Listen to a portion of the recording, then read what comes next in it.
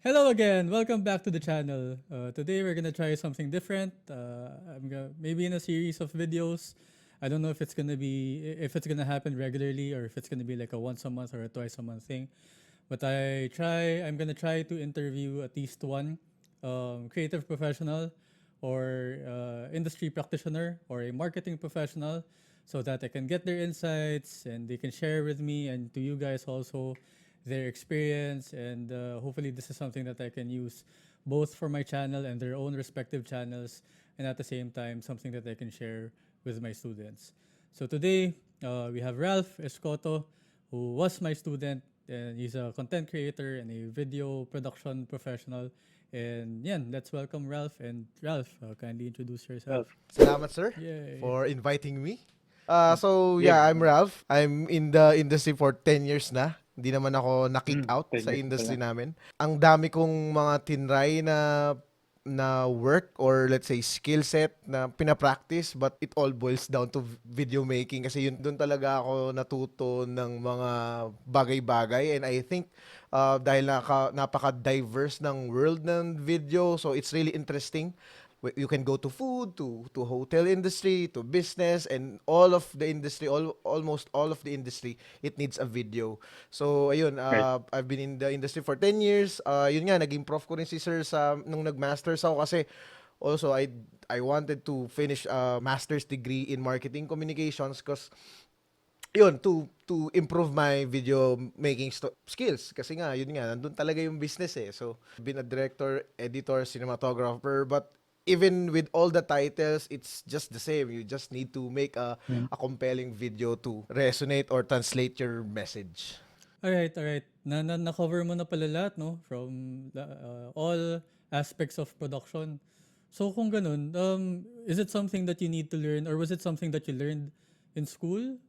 Were you like a multimedia arts graduate or a video production or a film graduate? What was your course and then how did you basically start? Before, I didn't really know kung ano yung dapat kong puntahan na industry. Mm. But nung bata ako, alam ko, nasa arts ako. Nasa arts yung puso ko. I was a Mm. gamer, I play guitar, I sing a song. Talagang nasa arts. And then nagtry ako mag-aeronautics. But Mm. yun nga, nagpats pa ako, sir. Mga one sem. Mm. But then mga parang Kasi half, taga-South ka? nagpats. So, tinry ko lang kasi something new eh, di ba? Parang cool, Mm. aeronautica, mga ganyan. Pero mainit, tsaka medyo nakakapagod yung mga makina-makina. So, nung nandun ako sa industry na yun, nakita ko parang hindi siya yung magiging sustainable for me pagtagal kasi parang iba yung pagod niya. And so parang tinanong ko yung mom ko, lipat ako. So payag naman siya, supportive naman siya, din lipat ako ng Beda Alabang. Hindi ko talaga alam Mm. kung anong gagawin ko. So ginaya ko lang si Eli Buendia, Mascom daw siya eh. Mm. Mascom daw siya eh sa UP. So nag-com and media studies ako. And then, ayun na. Gagawa ka ng mga ads doon, yung mga framework ng, alam niyo yun sir, yung sa communication feedback ba yun? Yung mga structure ba yan? And Hindi ko then, na maalala. yung mga intro to advertising, yung mga ganyan. But doon ako Mm. interested nagkaroon ng interest sa message, in creating a message and how to deliver it. And then nung nagpunta na kami sa video making, sobrang interesting na to. Gagawa ka ng something na, alam mo yun, from zero to, alam mo yun, may kapanood mo siya and it can be repeated and eventually, alam mo yun, makakonsume siya. And you have the power to tell stories in your most creative way. And so yun, na-develop lang. Sobrang hindi ko alam yung mga skills noon. Nag-video kami sir noon. Sobrang pangit ng white balance. Pangit talaga lahat. Talagang Mm. storytelling Mm. lang. And then, ayun, na-develop lang yung skills. Just make videos lang talaga. Make videos and then unti-unti, inaaral ko na yung mga cinematography, video editing techniques, directing techniques, yung mga tamang settings ng cam. Then eventually, after graduation, may mga friends kasi ako nasa ABS, luckily, Mm. syempre, hindi ko rin man to mapupuntahan kung hindi ako sinuwerte. Siguro ano din talaga eh, skills and opportunity, pinagsama lang. And then yung mga friends ko sa ABS, mga director sila, so sinasama nila akong cameraman. Also, may mga friends din kami nasa band. So gagawa kaming Mm. music video, sir. Mga Mm. 500 Mm. pesos per cameraman, whole day. So Mm. nakakatawa lang Mm. kasi na-develop yung skills mo from, alam mo yun, from zero to, ayun na, ayun siya, dumire-diretso na lang siya at ito na nga siya eh. Mm. Do you think important yung everything that you learned in school for you to start, or do you think yung being in the actual world and learning from your peers and having people who are in the industry, parang that helps you more to become a creative professional? 100% sir, ng mga pag-aaralan natin sa college, hindi mo magagamit lahat. Mm. But Right. some of it, it's really important. Like, let's say, magiging, alam mo yun, pagiging friendly mo, yung social skills mo in doing creative work. Kasi lalo na sa video, hindi ka din makakagawa ng sobrang ganda and compelling kapag mag-isa ka lang eh. Dito talaga Right. mag-a-apply talaga yung para bang, kaya ko naman gumawa ng video, roll ko lang naman yan. Pero yung concept kasi, pag nasa perspective mo, you tend to be biased din sa concept mo, sa storytelling mo, sa sarili mo, medyo pa main character ka, gusto mo maging director, maging cinematographer, editor. Hindi doon ang mundo eh, and it should be relatable to anyone na who you want to consume your information. And kung sarili mo lang lagi yung ikutan nun, wala yun. So I think sa college, ay importante talaga dun sir na natutunan ko is yung pagiging friendly and yung pagkuha din ng inspiration from them kasi iba-iba ng kulay yung kaklase mo eh. So magkakaroon ka ng ibang perspective doon and yun yung pinaka-importante sa storytelling. Yung aspect of being able to work with other people, and just like what you said, parang not everything naman that's in your head is correct. So syempre hindi naman ikaw yung eventually yung audience of your own content. Yes, oo. It's gonna be shown to the general public. Magbibigay sila ng feedback.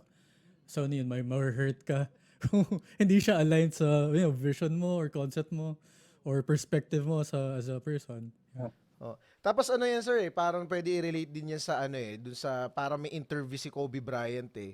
Get over yourself. It's not about you. It's not about the story, yung ikaw na nagdidirect o gagawa ka ng video. Let's say yung mga filmmaker na, let's say sila gumawa ng Parasite, yung Korean director, sila Tarantino. It's not about them. It's about the story eh. And it's how they see society and how you could translate it and alam mo yun, move someone na ito yung nangyayari ngayon, pakita mo sa kanila, baka pwede mong i-translate to something else. So it's not about the artist, sometimes it's about the art talaga. Right. And of course, when you tell a story, siyempre not every story that you need to tell is your own story. Baka mas maganda pa yung insights or perspective or story or experiences of the people who are around you. Most of the time. Most of the time. Kasi hindi pa naman natin na-experience lahat eh. Right? Oh, hindi naman eh. Isa ka lang sa bilyong tao sa mundo. Di ba? Right. Kaya nga, I tell my students na siguro the hardest thing to figure out is target market. Kasi most of the time, when they come up with a campaign, they'd always identify Gen Z, for example, given that Generation Z are the college students now, as the primary target market, even if they're not the end users. But of course, I always tell them, how about the actual usage or experiences of like mothers or jeepney drivers or brand managers? Syempre, you have to put yourself in their shoes. If they are the intended target market of the campaign or the brand. Kasi pag umalis ka din dun sa idea na, alam mo yon na ng perception ng iba, mawawala mo rin yung attention nila eh. Kasi hindi sila makaka-relate. Hindi nila papakinggan yung story mo kung hindi naman sila relate. Diba? Basic lang. Let's say, parang pag nakipagkwentuhan ka sa lawyer, tapos pinag-usapan nyo about cooking, sa tingin mo mag-stick yung idea sa kanya. Hindi, talagang parang, okay. Maghahang siya eh. So, yun.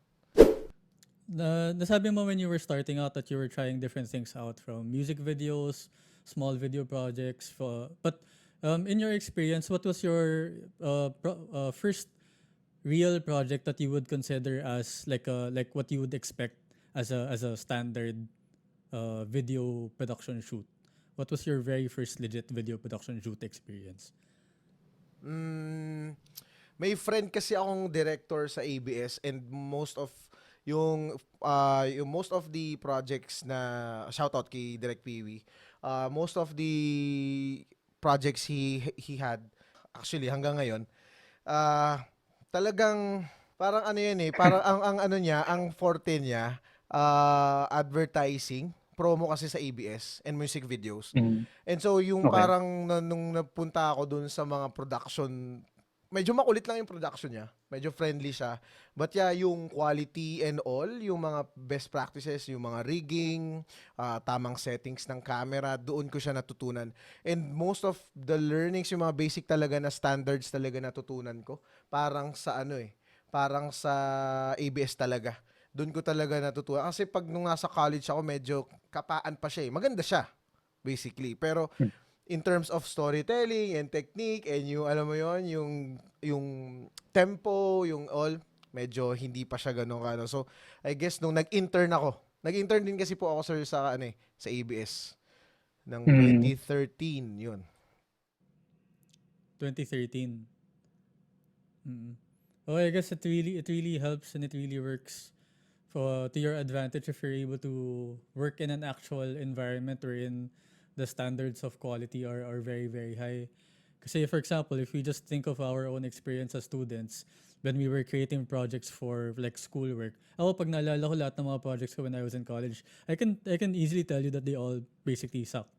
Or even when I started, if I were to compare like my standards of quality back then versus now, syempre, I'm not young. Pero even my first professional work as a video editor, even if I was paid to create videos for huge but still local brands, parang they're still not up to par when it comes to the level of quality that even college students nowadays are able to accomplish. Naabutan ko pa nga yung siguro hindi mo na to naabutan, pero naabutan ko pa yung DV, yung tape. DV. Mahal pa yung HD noon. Mahal nun. Mahal pa yung yun. HD Mega Mall ka nagpapagawa. Dahil may doon ang may firewire editor daw cable nun siya. Dahil may firewire cable yung video cam ko na Panasonic, pwede kong ma-convert yung DV to HD. Ganyan. And then yung HD cameras during that time were super, super expensive pa. Pero syempre, siguro, nung pag-graduate ng college or during college, may madami ng mirrorless camera systems that are capable of shooting high-quality HD footage. So I guess even because of the evolution of technology, it also works to the advantage of the students. Nowadays, if you're a college student right now, if you have a good phone, Ay, oo. Hindi mo na Bilis. kailangan ng camera, di ba? Oo. Storytelling pa din. Wala. So, pero yeah, just like what you said, at the end of the day, it's your ability to tell a story, whether it's your story or someone else's story, that allows your output to be as creative as possible. Pag ganun bawa gumagawa ka sa perspective mo, kahit sabihin mo sa isip mo medyo hindi pa siya ganun ka-quality, pero proud ka dun eh. 'Di ba? Yeah. And so hindi mo rin parang meron akong kasabihan na lagi ko naririnig ngayon lagi ko siya na-apply. You don't know what you don't know. Na parang hindi mo pa Right. alam yung quality mo kung hindi ka makakita ng magandang quality pa ng iba. And pwede mo apply sa iba. And kahit sabihin mo sir na medyo sabi mo hindi ganun ka-quality nung college ka, pero proud ka dun eh. But then, pagtagal, may mapansin mo, mas pwede pa pala to pagandahin ng storytelling and eventually pwede mo pang improve and yun yung pinaka-interesting din sa work natin. Yun nga napunta na tayo sir sa quality kahit hindi nga maganda yung quality in terms of video, settings or camera, storytelling pa rin sir. Kahit sobrang tagal na ng sobrang dami ng improved quality ng camera, storytelling pa rin ang bagsak talaga lahat. So yun. right. Di ba yung question mo sa akin, sir, ba't hindi pa kayo nag-upgrade ng Pwede camera? pa rin naman eh. So, To inform the public, and I always mention this in all of my videos, I'm still using a 9-year-old Sony A6000. It's been with me for at least 5 years. Tagal, no? And even if there's so many cameras out there like the A6700 and of course the DJI Pocket Osmo 3 or whatever, and of course the other systems like Fuji, Canon, and Nikon and it's just like what you said, it's still the quality of the story and the quality of the concept that wins. Lalo na in the age of social media, wherein I guess we're gonna talk about this also later. Pero what's the point of your 4K or 6K resolution camera if your story is crappy or your concept is not that good? And at the same time, most likely, your content will be consumed via mobile devices. So what's the point of shooting in 4K and 6K if they're just gonna be looking at your video via their phones? Pero at the end of the day, syempre, as video production professionals, we want to always be better after every single project that we create. And if we do create, a certain type of project up to the highest level that's possible, it might not even be for our audience, but it's for us. Oo. Doon nakukuha yung fulfillment eh. Oo, totoo. Minsan wala na rin naman yung sa ano eh. Parang gusto mo na nang iyabang yung sarili mo. Pero yun, minsan Right, naman, right, sa, ano right. naman, in terms of, ano naman, sa industry naman, minsan kasi may clients din kasing may budget sila. So, why not, di ba? Pero, parang ang sinasabi naman natin dito, na kung kahit wala kang budget, don't let yourself na maghinder sa sarili mo. Huwag mong barahin yung sarili mo na gumawa kasi it doesn't matter talaga kung ano yung gamit mo as long as you tell a story na it's really interesting. Right. I guess that's one of the reasons why when I was young, parang because of the fact that I didn't have the resources to buy newer things. Kunyari, I wanted to be a photographer. I was fortunate enough that my dad bought me like a Canon EOS 350D. During that time, that was super, super expensive. Pero at the same time, when I looked at the cost of lenses, parang I was immediately discouraged. Parang, how the hell can I be a Mahal, no? good Mahal photographer lente ng Canon if I eh. don't even, if Grabe I ang don't even Canon. have the lenses to actually work. And of course, that's because I'm a communication arts major. We're basically taught to be flexible and try different things and learn on the go, learning by doing. Parang, okay, I'm gonna park the photography side of things. Maybe if someone hires me for their event or whatever, sure, I can shoot. Pero maybe I'll focus on other things. That's why I tried focusing on video editing. And then eventually, siguro for the longest time, graphic design has really been siguro bulk of my career has focused on design. Doon talaga ako nag-focus for a really, really long time. So yan, siguro related din yung next question ko. As a creative professional who concentrates on making videos, what do you think are the challenges for you personally? Kasi ewan ko kung napansin mo din yung post ko, sir. May nagpost ako, tapos sabi ko doon, I may not be the best in my industry. And yung sabi ko doon na parang, but I try to help others see the best in this beautiful world. Ayun yung medyo nagiging problem ko ngayon kasi ang dami kong kalaban.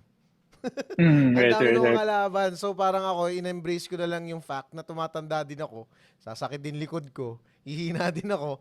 So parang at least kung ano man, makatulong man ako sa industry ng iba. And now, medyo nagmamanage na rin ako ng team. Pero I try to create my own projects pa din. So yun yung isa kong problem, yung dumadami din yung kalaban ko. But then, siguro kasi experience pa rin yung ibebenta mo, sir. Yung parang, yun pa rin yung parang knowledge mo dun sa industry na yun. So makakagawa ka pa rin ng videos na there are a lot of paying customers pa rin naman, clients that will avail your services kasi nga medyo mabilis ka nang gumawa, alam mo na yung gagawin. And then yun. Pangalawa kong kalaban lang din, bumababa na yung standards ng quality. And now mas pinipili ng KOLs ng college and masters. 'Di ba sir, parang ang ano natin ang pinaka epitome ng pinakamagandang content advertising 'di ba? So high quality, ganda ng concept and all. Ngayon, kahit sino kaya nang gumawa ng influencer marketing na content ng mga KOS, I mean, or let's say ano man tawag nila, placement ng ng lipstick nila, ng sapatos nila, kanya-kanya sila. And so the budget ng clients nagdi-deplete. So nababawasan na for media agencies. And so we really need to adapt na parang kailangan naming mag-adapt na gagawa kami ng content na lower quality na ang storytelling KOL perspective. And so parang nagiging obsolete yung pinag-aralan naming sobrang ganda lighting, cinematography, video editing techniques, directing. So parang parang ganun ka na lang. Na parang wala na, parang bumalik ka lang din nung parang binild mong quality na gusto mong ganto, hindi na nila kailangan yun ngayon.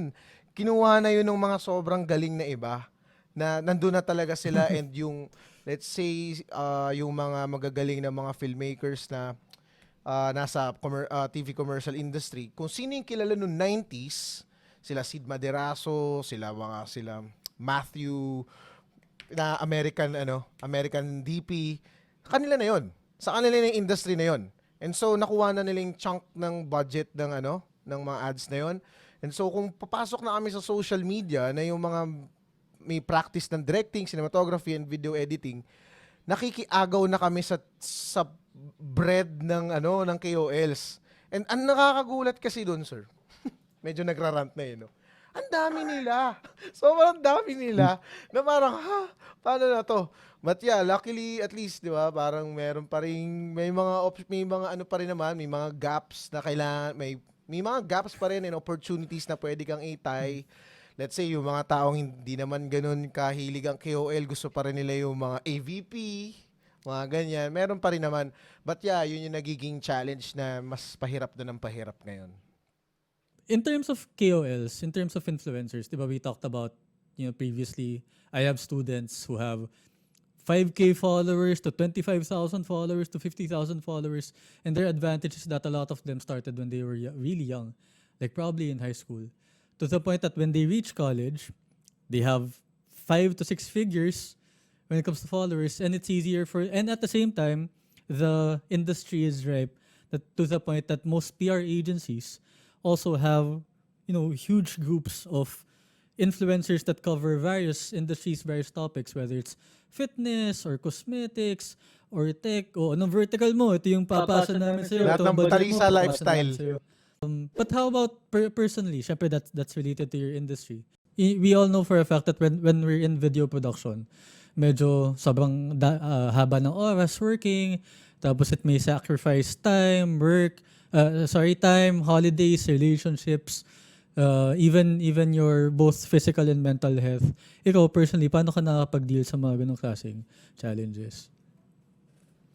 Medyo parang cliche talaga yung words na to, pero I treat my work as medyo lifestyle ko na kasi siya yung pag-video. So medyo hindi na siya dragging for me kasi kasi for me, it's really fun na gumawa lang ng video.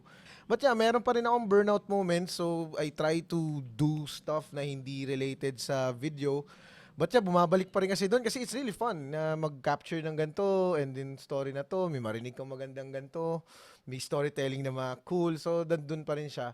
But yeah, lagi pa rin namang may creative burnout. So yun, nag-play games, nagtatry ako ng ibang hobbies. Right. Yeah, totoo na it's a cycle. Kasi, same thing, I started in photography and then video editing, dali ko na burn out sa video editing during the earliest years of my career. Tapos I really found that my niche was design, graphic design. But now that I have my own company and I have people working for me, and because of the amount of time that I've spent designing, whether it's for print or for key visuals or thematic concepts, tapos ngayon, majority of our projects are social media related, it's kind of rare for me to still find the same amount of joy working on certain projects compared to like before na parang when I used to design for Cornetto, creative challenge sa akin, okay, the only flavor that we have is vanilla. How do you turn that to chocolate? So that's something that you have to figure out by yourself. It's not like you can just easily Google it and find the answer. Diba? You have to work with all of the available photo manipulation tools that are in the platform or in the program. Tapos, and maybe that's the reason why I also got into content creation for videos kasi if there's industry-wide, there's a shift towards partnering with more KOLs. For brands naman, they're trying to figure out if customers are more engaged with KOLs and influencers, also because of their content, not just because of their personality or because maganda or pogi sila. As brands naman, how can we create content like influencers, like content creators, like key opinion leaders? And when I saw like last term that hey, some of my students who are professional KOLs, they're actually very good even at a young age. If I'm a 36-year-old creative professional, and a span of how many years, nakabili na ako ng camera, merong mic, kahit ring light, why can't I do this myself? So, yun. I was also inspired by my students. And at the same time, parang na-rekindle yung joy of shooting and editing. That's not for clients, but just for yourself. Ayun, mas masaya yun. Mas Oo, masaya pag masaya para siya. sa'yo eh. Mas masaya pag para sa'yo lang din. May pagod siya, Pero pag natapos mo siya, may fulfillment din after eh. Kasi like, was it last year? My wife, she's UP Fine Arts. So a lot of her friends are also artists. May illustrators, may writers, may photographers, may traditional artists talaga na they're parts or they're members of like collectives, they organize galleries, mga art collectors yung mga customers nila. And then one of her friends asked me, so what's your art? Siyempre in the nicest way possible. Very, very curious question. Ako hindi ko maisip ko nung art ko. Siguro during that time, maybe it was music. Kasi syempre, I'm like a part-time musician in my head. Even if professionally, it's not gonna earn me anything. Although in the past, I've done like music for GMA. Pero syempre, very, very barayang budget. So, during that time, I guess that was maybe December of last year, my art was music.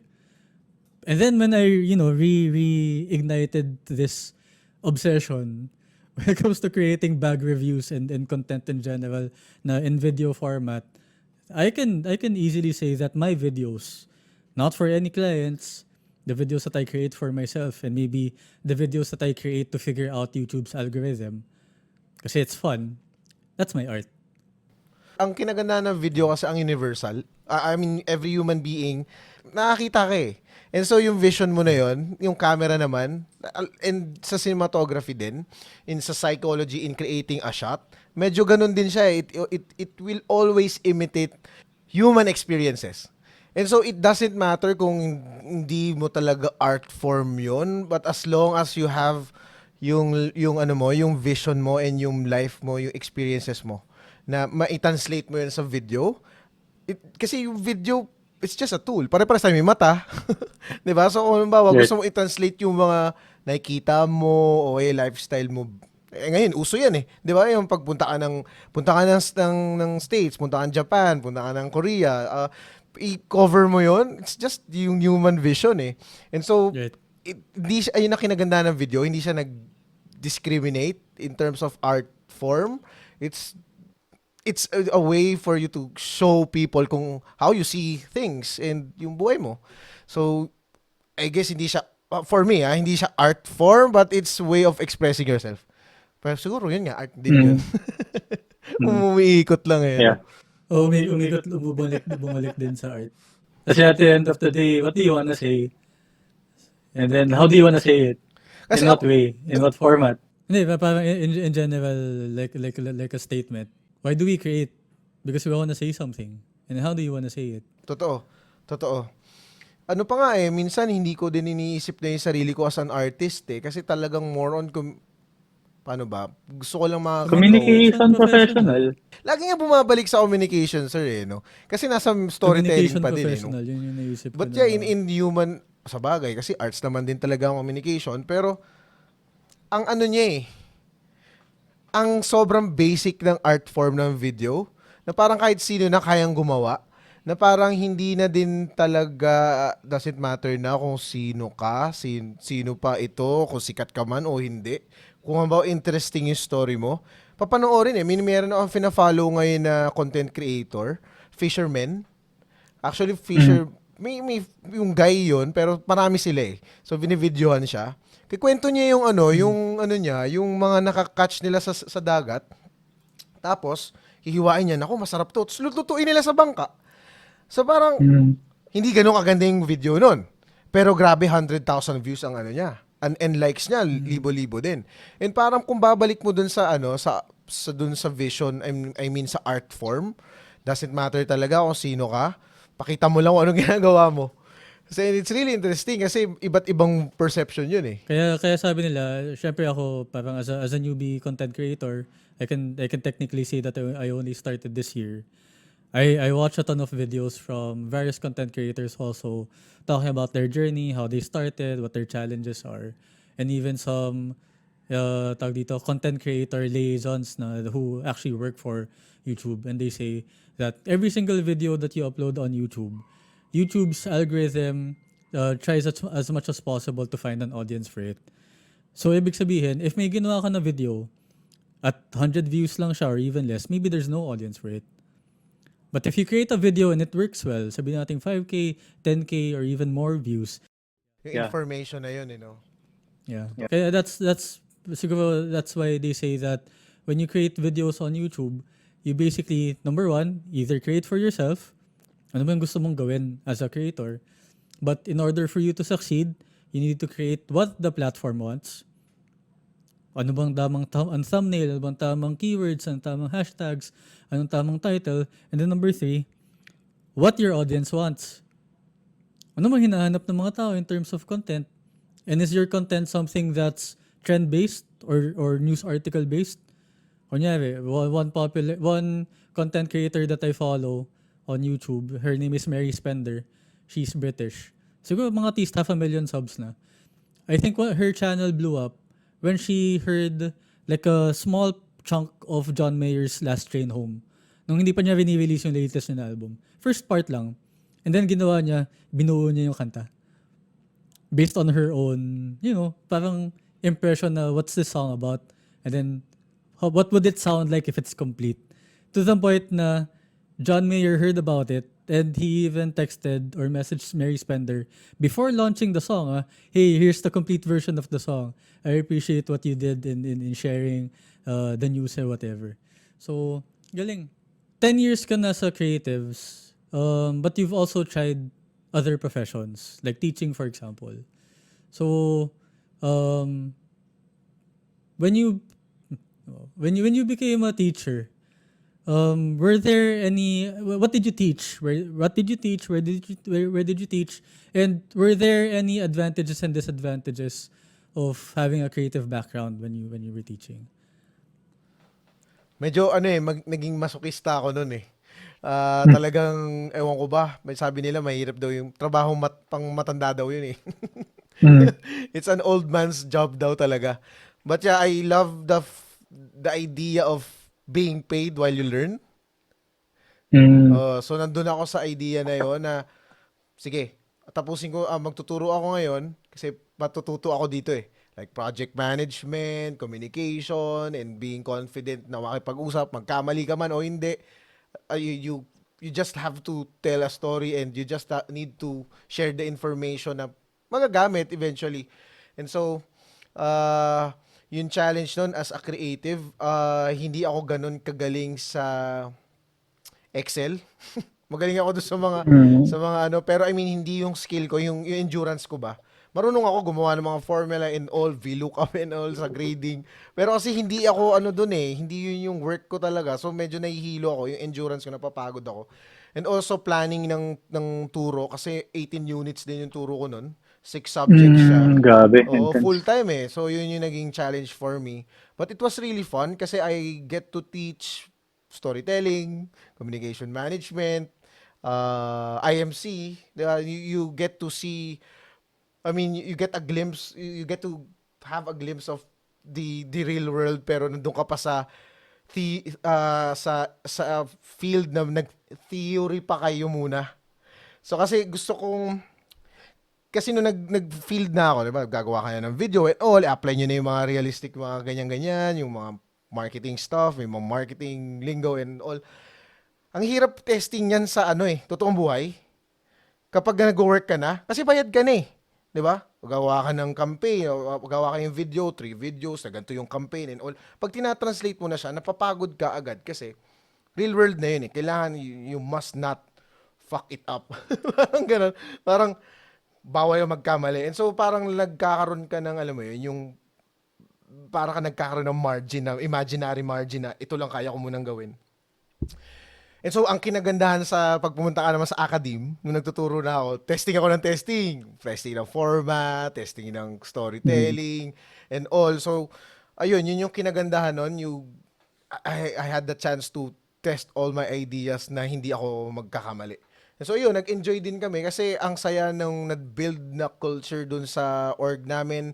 And sadly, kasi parang kailangan ko na talagang umalis kasi I needed to grow. Hindi ko naman inayawan yung teaching pero alam mo yun, parang gusto ko pa kasi i-test na yung mga ina-ideas na ginawa ko nung nasa academe ako. So, ayun naman, yung challenges naman na yun, na-train naman ako. And eventually, siguro babalik tayo doon. Pero ngayon, doon muna tayo, create muna tayo ng create para at least makakuha man lang tayo ng isang malupit na project na talagang, ang galing. Parang ganun. Nalala ko nung when I attended like a teacher's tawag dito, workshop. Parang bago pa lang ako sa Lasal. And then there was someone who was definitely older than me na katabi ko sa table. And then he said, "Did you know that teaching would be your longest career ever? You'd be teaching for the longest time, you know, as a percentage of your career, as an individual, you'd probably spend a ton of years." And then same thing. Everything that I learned from my students, kasi syempre lahat ng trends, di naman ako magiging aware. How many years did it take for me to actually convince myself to at least have a TikTok account in the first place? Dami kong hesitations. Nakahuli mo yan, sir. Ako din. Parang nag-gets ko na, oo nga, sige na nga. Parang napagano na Sige lang na ako. nga. Kasi eventually, I do have clients with customers in target markets na active on TikTok. Only time will tell when they'll inform me next year, Shane, may budget na kami for TikTok. What can we do on the platform? Sayang naman if wala akong sariling platform. Yeah. And then at the same time, everything that I'm learning in practice, whether it's mga shoots namin this week or being able to partner with, being able to talk to professionals like you, being able to coordinate with other professionals and teams and organizations and businesses as well. Even all the reports I get from Facebook. Diba? Bumabalik din sa estudyante. So, para siyang ecosystem of sharing of ideas na umiikot. We were able to talk about being a content creator as a profession. Parang yun yung pinakamadami tayo na pag-usapan kanila. How about AI? Diba, you also mentioned earlier that it's kind of easier nowadays to be a content creator or to be in the video production space. Tipong even if you're just starting out na mag-isa ka or siguro may parents ka, tas may AI ka pa na kalaban. So what are your thoughts on AI? Ayun, katulad din ng ng parang dun sa idea na ang tagal natin bago mag-adapt sa TikTok. TikTok. Ang tagal natin bago mag-adapt dyan na parang sige na nga, parang if you can't beat them talaga, you have to join them. You have to. You have to join them. So parang ganun din sa AI. I think hindi ko siya kakalabanin kasi even if may mga AI na gagawa, meron pa rin kasi silang medyo nag-aaral din kasi ako sir ng data science. So nagets ko kasi na kahit anong gawin ng AI, kailangan nila ng data. And they will eventually need a larger model ng mga data, ng artworks, ng video for them to manipulate. So hindi nila magagawa yun kung walang gagawang original. And before they can make an original work using AI by combining all the, kasi di ba tayo pag as a creative, di ba, when we create our, let's say when we execute our photo shoots, storyboards, di ba meron tayong peg. Lagi tayong may peg. Ang AI parang ganun din siya eh. Meron siyang peg pero talagang totally kinopya niya and then gagawa siya ng bago niya. Yung magmamanipulate ng AI, tao pa din yun eh. And so siguro kaya lang tayo kinakabahan kasi meron pa ring nakaw na nagaganap. So I think we have to regulate lang din siya sa batas. Ewan ko lang kasi hanggang ngayon nga yung creative license nga nagnanakawan pa rin ng kanta, ng mga video. But yeah, hindi pa din naman siya totally na aandar lang si AI mag-isa. Mawawalan ng trabaho yung cameraman kung gumagalaw na yung shots and makakagawa na ng mga. Kasi nangyari to sa States eh. Yung mga artist, ewan ko napanood nyo sa Black Mirror, yung quantum computer na gumagawa siya ng film na based sa isang storya ng isa. Sorry, medyo spoiler to. Na gumagawa siya ng film based sa isang storya ng isang tao din. Tapos i-feed yun sa gantong device and papanoorin yun ng maraming tao. Anyway, ang pina-point out ko dito na para bang hindi pa din pwede na mag-isang AI aandar mag-isa. Hindi pa din siya pwede na siya lang kasi meron pa rin siya pagbabasihan and then eventually gagaang lang yung trabaho ng creative. Kasi magkakaroon lang siya ng magkakaroon lang siya ng tulong. Kung let's say, pwede ka na mag-shoot indoors. Kung gusto mo pumunta sa Mount Everest yung shot nyo, pero pwede mo na siyang i-apply indoors ng AI lang, ng magandang background, ng magandang shot. Kahit may computer pa yan, kahit may ganda yung camera mo, may magmamanipulate pa rin na human being.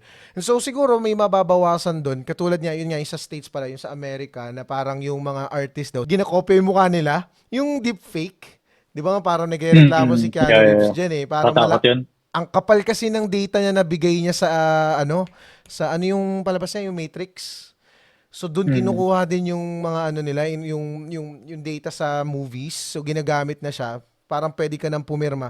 At ang pinakamalupit dito, sir, ang hassle doon, pinaka-hassle dyan sa artist yung sa actor. Kasi kung pag pumirma ka daw doon, may para silang clause na pwede nilang gamitin yung face mo. Lilipat lang nila. And so pag nagamit yung face mo sa isang movie, pwede nilang apply yun sa ibang movie. Ngayon, doon yung delix. Yun na hindi ko pa alam paano masosolve yun. Pero, sinong gagawa ng action? Face lang yun eh.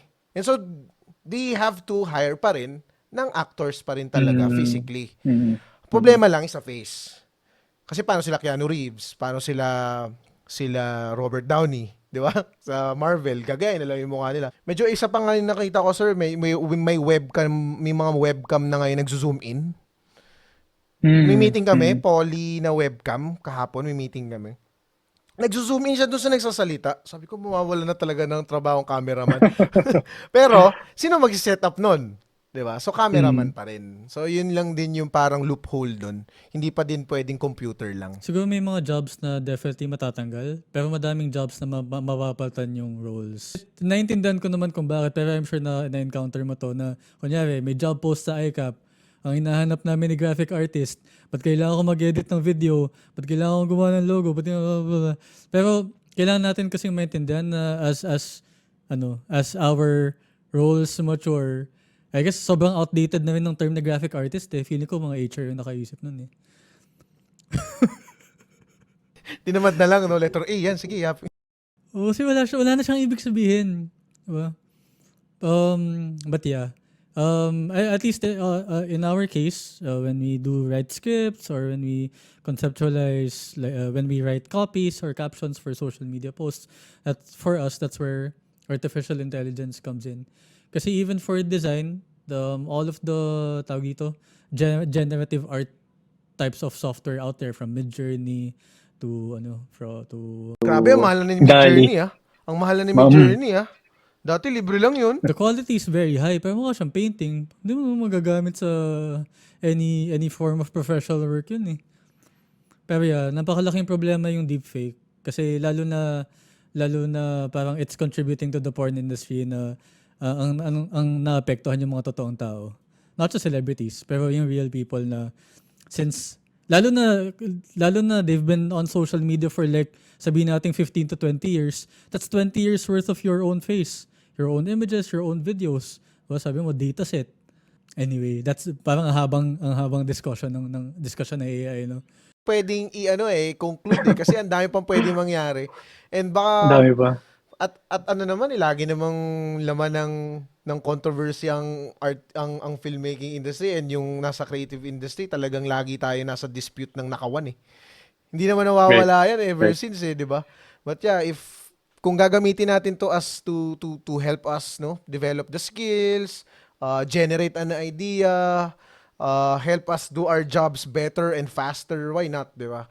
But in terms of legal basis, yung mga ganun, hindi na natin hawak yan. Dapat na lang yung mga lawyers talaga, gumawa sila, or mga government officials, maglagay sila ng regulations na para at least, di ba, maprotektahan man lang yung livelihood ng creatives. Kahit nga yung, di ba, I'm sure you know that a lot of the recent versions of Photoshop may mga remove background na.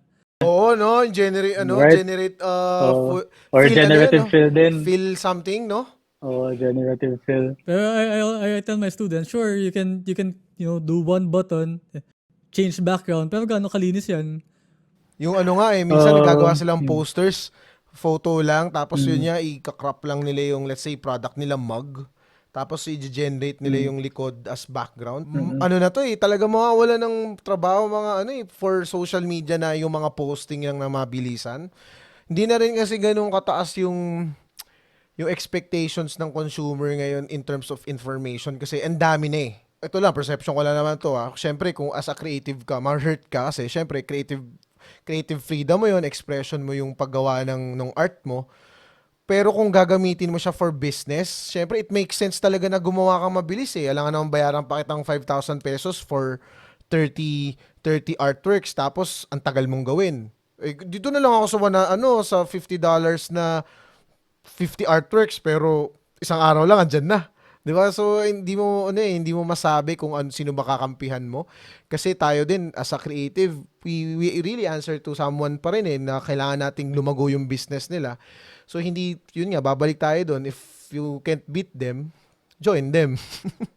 Yeah, feeling Yun talaga eh. ko, well, sana. Pero I guess worst case scenario is that if sobrang masanay yung mga clients sa AI-generated artwork or even a lot of artworks na nabuo because of combination of different AI elements, will it, tawag dito, devalue yung outputs of someone who's creating something na sabihin natin 70 to 80% original.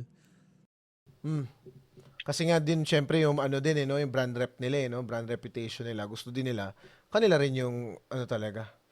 Ngayon nga si Jollibee meron na siyang iced latte, di ba? Tapos kung mapansin Nakita niyo ko yung nga. photo, di ba? Ang ganda ng pagkakagawa ng photo.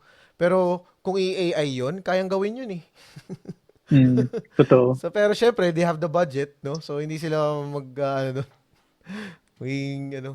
creeps. Para siyang continuous struggle ng artists tsaka mga creatives to constantly defend yourself na why are you worth this price? Ito, opinion ko lang naman to. Ito yung nakikita ko. Nasa na mundo na tayo ng quantity. Na hindi na din tayo masyado Right. talaga ng Volume. quality. Oo, volume na tayo na parang nakaka-frustrate siya.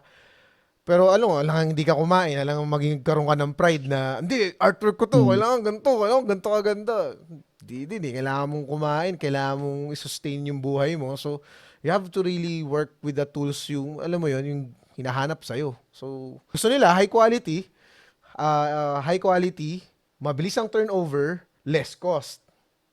Paano yun? AI yun. Perfect world.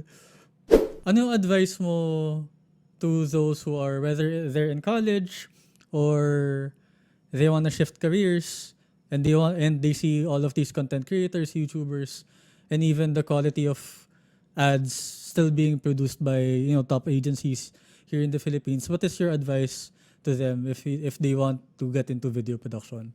Ang advice ko for people na talagang pupunta sa video production industry, well, let's say sa social media, video talaga, kahit ano pang video yan, ano pang format yan, long form, short form, I think it's not about you. It's about helping people talaga. It's not about yung stature mo, mapapansin nyo, hindi ko masyado sinabi yung mga achievements ko and all. It's not about the achievements, it's not about the projects you have, it's not about the brands, the clients you have. It's about the people na matutulungan nung material na yon. And eventually, matulungan ba silang mag-improve yung buhay nila? Kasi if you're gonna create a video na medyo masisira rin yung ibang buhay, let's say, wag naman sana, no? Medyo hassle yun. Di ba nagkakaroon ng issue si Facebook dyan kasi di ba pwedeng gamitin ng social media in terms of negative campaign. Di ba? And so, kung magko-contribute ka, ang galing mo gumawa ng video, ang galing mo ng kahit ano, pero negative naman yung outcome sa society and all, parang taliwas yun dun sa kinagandahan nung creative industry na binubuo ng mga creative professional. And I think karamihan naman din ng mga creative professionals sasabihin to na we are really proud of our work. Hindi nila sinasabi na I'm proud of myself, of yung mga achievements ko, kung ganda na shot ko. Diba? Hindi. Yung work nila kasi it helps other people. And so eventually, pag nakita na nila yung bigger picture nung bata na pag gumagawa na siya ng video, let's say fashion man yan o ano, it really boils down to the fact or yung idea na, did I help someone else? Did I had the chance to give the best information and yung alam mo yun, yung idea, or let's say if you are in the entertainment industry, napasaya mo ba talaga siya nang hindi siya na-offend? Na talaga Mm. nag-angat ba yung buhay niya, and let's say hindi man yumaman o ano, pero alam mo yun, nag-gain siya ng confidence, sumaya siya for a moment, na at least nakalimutan niya yung buhay niya na hassle. So at least doon siya mag-revolve.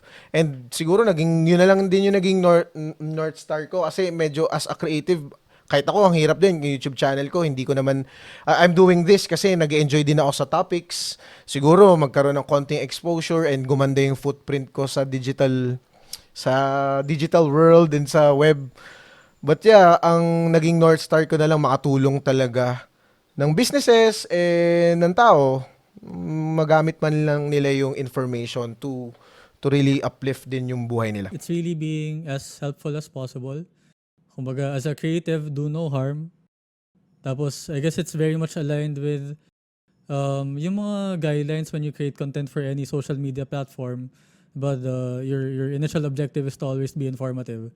Be as informative as possible. Number 2, your channels don't necessarily have to be 100% informative. You can also be a source of inspiration and motivation, right? And then lastly, in relation, your channel can also be a source of entertainment. Kumbaga, it's something that makes them happy. It's something that allows them to forget their problems. And it can definitely be a mixture of all three, right? An informative content can also be entertaining and can also be motivational or inspiring at the same time. So, yun. Yun. I guess that's my last question. If our viewers want to find you, where can they watch your content? Yan. Nagbubuo ako ngayon ng TikTok channel ko na gumagawa ako ng Ayun. mga short series, short video essay about topics na mga naiisip ko lang na baka makatulong. Let's say, paggamit ng credit card, perception, creativity. Yan nga, may mga next episodes pa na you don't know what you don't know. It's really expensive to be stupid in this modern age. So yeah, yun, you can find me at sa TikTok na as Ralph Emersonic, and sa YouTube din Kuya Ralph. Medyo Okay. nung after pandemic, kasi medyo napansin ko na medyo light na ang mundo. Parang ayaw na nila seryosoy na mundo nung after pandemic. So parang hindi na tayo ganun ka-prim and proper, talagang naging casual na. Nakakatuwa kasi yung isang friend namin, she's a video editor for a popular YouTube channel na umiikot sa comic books yung content. She's very addicted to TikTok. And then may pinakita siya sa amin na parang napaka-entertaining na video. Parang isang guy lang na nagle-lip sync. And wala, tawang-tawa lang siya. Tawang-tawa din naman kami.